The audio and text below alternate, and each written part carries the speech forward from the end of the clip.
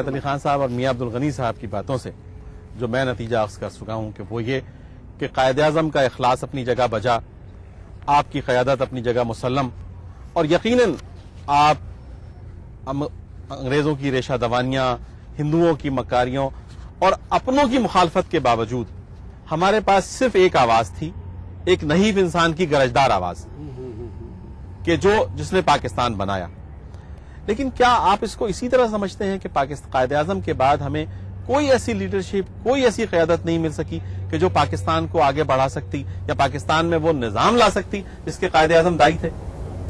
جی تو بالکل صاف ہے، اس پر میرا خیال ہے گفتگو کی کوئی گنجائش نہیں ہے کہ قائد اعظم کے بعد وہ لیڈرشپ فراہم نہیں ہو سکی، اور نوابزادہ لیاقت علی خان کے قتل کے بعد تو گویا وہ جو رئیس قیادت تھی وہ بھی معدوم ہو گئی، اور ملک 1958 میں ماشاءاللہ کی طرف چلا گیا، اور 1958 کے ماشاءاللہ سے آپ نمٹنے نہیں پائے تھے کہ 1970 کے حالات پیدا ہو گئے اور 1971 کے حالات پیدا ہو گئے، اور پھر ملک دو لخت ہو گیا، اور پھر 1977 میں ایک اور ماشاءاللہ آ گیا، اور پھر اس کے تسلسل میں ایک تیسرا ماشاءاللہ آج سے 6 سال پہلے آ گیا۔ تو ایک تسلسل ہے اس میں آمریت کا، فوجی آمریت کا، کہ جو آپ اپنی تاریخ کے اندر دیکھتے ہیں، اور اس میں یہ سیاسی جو کلچر تھا، سیاسی جو نظام تھا، اس کو پنپنے کا اور اپنے امکانات کو ظاہر کرنے کا اس کو موقع ہی نہیں ملا۔ لیکن سیاسی کلچر میں بھی تو ہم کہیں یہ نہیں دیکھتے نا کہ وہ قائد اعظم کے اقوال کے مطابق اور قائد اعظم کے افکار کے مطابق آگے بڑھا۔ میں آپ سے عرض کروں گا، عنایت صاحب نے بہت ایک نقطہ جو ہے اس میں نکالا۔ عنایت صاحب نے کہا کہ ہمارا جو وہ رولنگ ایلیٹ تھا، ہمارا جو بالائی طبقہ تھا، حکمران طبقہ تھا، وہ مغرب سے متاثر تھا۔ مجھے افسوس کے ساتھ کہنا پڑتا ہے کہ کاش وہ مغرب ہی سے متاثر ہوتا، بدقسمتی سے وہ مغرب کی بھی تلچھٹ سے متاثر تھا۔ یعنی مغرب کی جمہوریت اچھی ہو یا بری ہو، لیکن وہ ایک نظام تو ہے۔ اگر وہ اسی جمہوریت کے قائل ہوتے جسے آپ مغربی جمہوریت کہتے ہیں، خواہ وہ اسلامی پیراڈائم میں کہیں فٹ نہ ہوتی ہو، اسلامی تصور میں کہیں وہ فٹ نہ آتی ہو، اقبال نے اس پر اتنی تنقید کی ہے تو آخر بلا سبب تو نہیں کی ہوگی، تو چلیے وہ اس کے مطابق ہی وہ کوئی سانچہ بنا لیتے، وہ مغربی زندگی کی جو سماجیات ہے اسی کو ماڈل بنا لیتے، وہ اس کی اقتصادی ماڈل ہی کو اپنا لیتے، سینے سے لگا لیتے۔ تو میں نے آپ سے عرض کیا کہ اگر ہم اسلامی ریاست نہیں بن سکے تھے تو یہ بجائے خود ایک بہت المناک بات تھی، اس لیے کہ اس ملک کی قیام کا بنیادی جو جسٹیفیکیشن تھا وہ اسلام کے سوا کچھ نہیں تھا، اور یہ اس لیے تھا کہ مسلمانوں کی تاریخ میں اسلامی ریاست کا جو تصور ہے وہ اتنا انہرنٹ ہے، اتنا مضمر ہے خلقی طور پر، کہ اسلام کے بعض ایسے تقاضے ہیں اجتماعی اعتبار سے جو ریاست کے بغیر پورے نہیں ہو سکتے ہیں۔ آپ حد کو نافذ کرنا چاہتے ہیں، کہاں آپ نافذ کریں گے؟ آپ وہاں اس کے تصور کی بنیاد پر کوئی ایکسپیریمنٹ کرنا چاہتے ہیں تو ظاہر ہے کہ کسی ایسے ملک کے اندر تو یہ ممکن نہیں ہے کہ جو مسلم اکثریتی ملک نہ ہو، تو اس میں خلقی طور پر یہ مضمر تھا، اور اسلام جو تھا وہ اس کی جسٹیفیکیشن تھا۔ لیکن چلیے اسلام کو بھی اگر آپ نے بالائے طاق رکھ دیا تھا تو چلیے آپ جمہوریت ہی کو سینے سے لگا لیتے، مغربی ماڈل ہی کو سینے سے لگا لیتے، تو ہم کم از کم اتنے مطمئن تو ہوتے، یہ تو کہہ سکتے کہ چلیے ہم نے اسلام نہیں حاصل کر سکے، ہم اسلامی ماڈل نہیں بنا سکے، تو چلیے ہم نے مادی اعتبار سے ہی ترقی کر لی، بدقسمتی سے یہ کام بھی نہیں ہو سکا۔ تو یہ ایک ایسا مسئلہ ہے کہ جو قیادت کے خلا کی وجہ سے اور زیادہ سنگین ہو گیا، اور وقت گزرنے کے ساتھ ساتھ جو تھوڑا بہت کوئی سیاسی ایلیمنٹ کہیں موجود تھا، وہ بھی جو فوجی آمریت کی مختلف شکلیں ہیں مختلف ادوار میں سامنے آنے والی، وہ اس کو نگل گئیں، اور نتیجہ یہ ہے کہ ایک بنجر سرزمین کے اوپر ہم سیاسی اعتبار سے ایک بنجر سرزمین کے اوپر ہم بیٹھے ہوئے ہیں، اور کوئی مستقبل کا خاکہ ہمارے سامنے نہیں ہے۔ حال سے ہم ناواقف ہیں، تاریخ سے ہم اپنے کٹ چکے ہیں، حال میں ہم قید ہیں، اور مستقبل کی ہمیں کوئی بات معلوم نہیں ہے کہ ہم کس سمت میں جا رہے ہیں۔ ایک ایسی قوم جس کی کوئی سمت سفر ہی نہ ہو، اس کے حال اور مستقبل کے بارے میں کوئی کیا بات کر سکتا ہے؟ یہ سب میں آپ کی طرف آ رہا تھا، شاہنواز فاروقی صاحب نے آج کے دور میں ہم قائد اعظم کے افکار سے یا آپ کے خیالات سے، اس لیے کہ یہ بھی تو بات ہو سکتی ہے کہ جناب یہ قائد اعظم کی باتیں جو قائد اعظم نے فرمائی وہ تو 58 سال پہلے، 60 سال پہلے، 70 سال پہلے وہ باتیں کہی گئی تھیں۔ آج کے دور میں ہم آپ کے کردار سے، آپ کے افکار سے کیا رہنمائی حاصل کر سکتے ہیں؟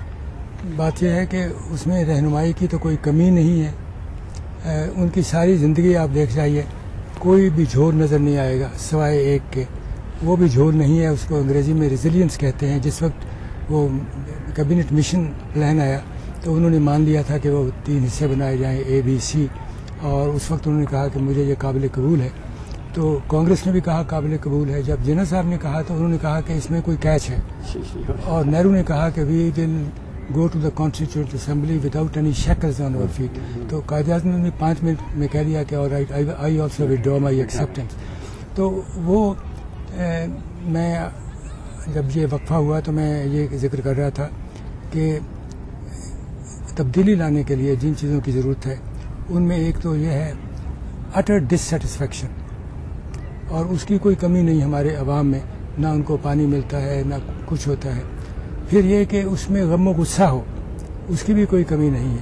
مطلب ہم ڈسسیٹسفیکشن کریں سارے نظام سے. ڈسسیٹسفیکشن سے زیادہ ہو. جی ڈسسیٹسفیکشن تو یہ ہے نا کہ ہم کہتے ہیں اللہ میاں میں یقین ہے کہ اللہ کو یہی منظور تھا. نو ڈسسیٹسفیکشن کہ یہ کیا ہو رہا ہے ہمارے ساتھ. مطلب لوگوں سے ایک احتجاج ہو, ایک اضطراب ہو, ایک غم و غصے کا اظہار ہو. غم غصہ ہو اس میں, اور غم و غصہ جو ہے وہ بھی کارگر نہیں ہوتا تا وقت ہے کہ اس غم و غصے کو چینلائز کرنے کے لیے لیڈر نہ ہو.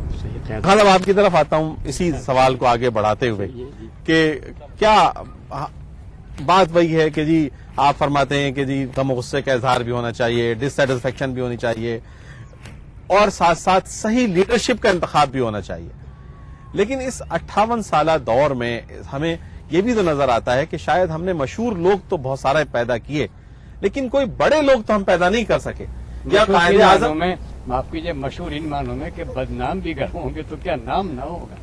مطلب یہی میں کہ ہمیں اس سطح کی یا اس سطح سے گر کر ہم اس سے بہت نیچی سطح کی بھی کوئی باوصول لیڈرشپ یا کوئی باوصول لوگ تو ایسے نظر نہیں آتے کہ جو قوموں کو لے کر آگے چل سکیں.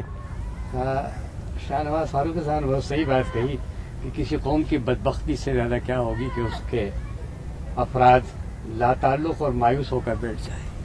سب سے بڑا لیکن بہرحال مایوسی کی گنجائش نہیں ہے. اس ملک میں ایسی قوتیں ہیں, تعمیری قوتیں جو احتجاج کر رہی ہیں ان حالات کو. البتہ یہ کہ اس میں آپ کتنا حصہ دے سکتے ہیں.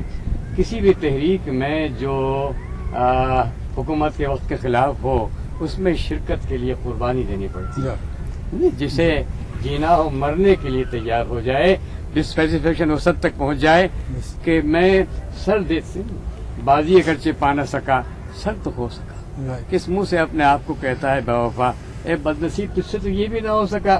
چند سرفرے لوگ ہوں جن میں شعور ہو, قربانی دینے کو تیار ہوں, ان کو جمع کیجیے, انشاءاللہ حال بدل جائیں. لیکن خطب سرفرے لوگ تو قوم نہیں بنایا کرتے, قومیں تو انٹلیکچوئلز بناتے ہیں. قوموں کو تو یہ کہا جاتا ہے کہ جناب دانشور جو ہیں وہ قوموں کو بنایا کرتے ہیں اور اس کو لے کے چلے. عقل عیار ہے سو بھیز بدل لیتی ہے, عشق بیچارہ نہ ملا ہے نہ زاہد نہ حکیم.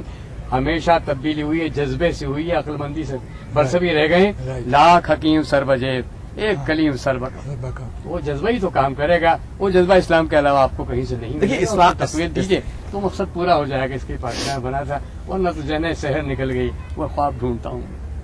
شاہنواز فاروق صاحب آپ کی طرف میں آتا ہوں. آپ کس حد تک اس بات سے متفق ہیں کہ لیڈرشپ کی عدم دستیابی ہے, کرپشن ہے, بے ایمانی ہے, ملک کو چلانے کے لیے خلوص نہیں ہے, ان ساری باتوں کے باوجود ہم کس طرح سے وہ منزل حاصل کر سکتے ہیں؟ دیکھیے ہم یعنی میں آپ کو یاد دلاؤں گا, ظاہر تحریک پاکستان سے پہلے کا جو پورا منظرنامہ ہے, انگریز اس وقت کی واحد عالمی طاقت تھے, یا آپ کہہ لیجئے چلیے بہت بڑی عالمی طاقت تھی, اور بھی عالمی طاقتیں تھیں, لیکن ان کی جو سلطنت تھی اس کی وسعت کا یہ عالم تھا کہ اس میں کہا جاتا تھا کہ سورج غروب نہیں ہوتا. دوسری طرف مسلمانوں کو برصغیر میں ہندو اکثریت کا سامنا تھا. تو یہ چکی کے دو پارٹ تھے اور بہت بڑے پارٹ تھے, لیکن ان دو پارٹوں کو بھی مسلمانوں نے ان کے خوف میں مبتلا نہیں ہوئے. اور آزادی جو ہوتی ہے اصل میں یہ آپ کے دل میں اور دماغ میں ہوتی ہے, یہ اسپیس ہوتا ہے آپ کا کہ آپ سمجھ رہے تھے کہ ایک بہت وقت کی بہت بڑی طاقت جو کہ جس کے محض اڈے بھی نہیں تھے بلکہ وہ قابض تھی دنیا کے ایک بہت وسیع علاقے پر, اس سے بھی آپ خوف میں مبتلا نہیں ہوئے اور آپ نے غلامی کے اندر آزادی کا خواب دیکھا. اور اب جبکہ آپ آزاد ہیں, جبکہ آپ ایک آزاد ریاست رکھتے ہیں, اور جبکہ آپ دنیا کی چھٹی اور عالم اسلام کی پہلی ایٹمی طاقت ہے, تو آپ کے لیے آزادی کا جو آئیڈیل ہے وہ ایسا لگتا ہے کہ اس لائق بھی نہیں کہ اس کے لیے جان دی جا سکے. یہ بڑی حیران کن بات ہے. تو لیکن میں سمجھتا ہوں کہ دیکھیے بعض مفکرین نے یہ بات کہی ہے کہ چیلنجز جب آتے ہیں, یہ مسئلہ جب پیدا ہوتا ہے تو اس سے تعلق کی دو صورتیں ہوتی ہیں. ایک یہ کہ آپ اس کو مسئلہ بنا کر اور ایک ملبے میں تبدیل کر لیں اور اس کے نیچے دب جائیں آپ. دوسری صورت یہ ہوتی ہے کہ آپ اس مسئلے کو چیلنج میں تبدیل کریں اور اس کو قوت محرکہ بنائیں. تو ہمارے سامنے اس وقت جو مسئلے موجود ہیں داخلی اعتبار سے بھی, بین الاقوامی اعتبار سے بھی, مقامی اعتبار سے بھی, وہ یہ ہے کہ ہم ان کو اپنی قوت محرکہ میں تبدیل کریں اور کم از کم ان لیڈروں سے پرہیز کریں کہ جو یعنی یہ ایک زمانہ تھا کہ قوم لیڈروں کی طرف دیکھتی تھی, اب ہمیں ایسے لیڈر فراہم ہیں جو قوم کی طرف دیکھتے ہیں. وہ کہتے ہیں پہلے قوم بیدار ہوگی تو پھر ہم اس کی رہنمائی کریں گے. تو ظاہر ایسے لیڈرز کے جو قوم کی بیداری کے منتظر بیٹھے ہیں ایسے لیڈرز تو قیادت نہیں کر سکتے. لیکن میں یہ سمجھتا ہوں کہ اگر آپ ہمارا معاشرہ بہت اچھے انڈیویجولز کا معاشرہ ہے تو اگر آپ ان کو جمع کریں, مجتمع کریں اور وہ جو نصب العین ہے اس کو آپ پیش نظر رکھیں اور سمت سفر اپنی متعین رکھیں, تو میں سمجھتا ہوں کہ اگر بہت تھوڑے لوگ بھی وہ جدوجہد شروع کریں گے تو لوگ ساتھ آتے گئے اور قافلہ بنتا گیا کہ صورتحال پیدا ہوگی اور ہم اس قیاس سے, اس ابتری سے نکل سکیں گے اور اپنے بہتر مستقبل کی تعمیر کر سکیں.